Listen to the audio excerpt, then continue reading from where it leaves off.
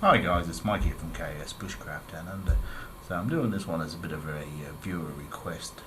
I've had a few guys ask me about fitting scissors to the 93mm Aloxes. Now this was a pretty common mod in the day until Victorinox brought out the Pioneer X with scissors, probably in a reaction to all this guys over the years modding them away. So the sheer costs involved in adding a set of scissors to, say, a electrician or a soldier, what have you, it's not really economic anymore. But if you've got something you really like and you really want to have a go at modern, I'd suggest starting with the 93 pattern rather than the 84s, which I tend to modify nowadays because it's a bit easier. Okay. So there's basically two ways of doing it, and I'll go through both.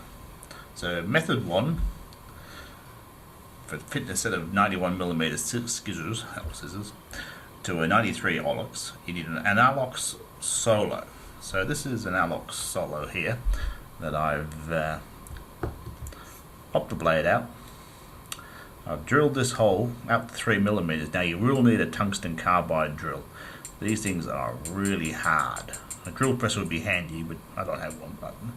But buy a couple of spare drill bits because they break really easy. So as you can see, the blade popped out. Now, originally the blade parked down in there really nicely. You could get to the nail nick. So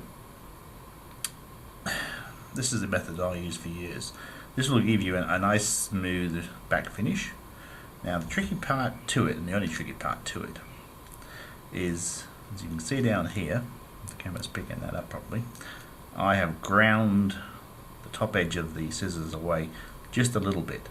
Because it doesn't park like the blade did, the only thing holding it in position when it's closed is the contact between there and there. So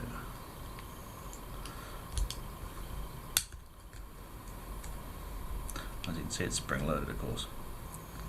So that contact point there. Now what a lot of people don't realise is the 91mm. If you look at the major holes or pins for connecting them, now there are 2.5 and 2.2 on these models, and the very small hole here is the pivot pins for the backing tools. Okay, so when you overlay them like that, they're not too far apart. Okay, so this is the better of the two ways of doing it, my preferred method. So it'll give you a nice clear back on it like that. Okay. Second method is to get a later model 91 with baggage hooks, scissors with baggage hooks. Okay, so you can see this one that parks at the top of this, so you will need to drill the scissors and this pin here out to 3mm. So you will need a carbide drill. Now the way this pin will roll around,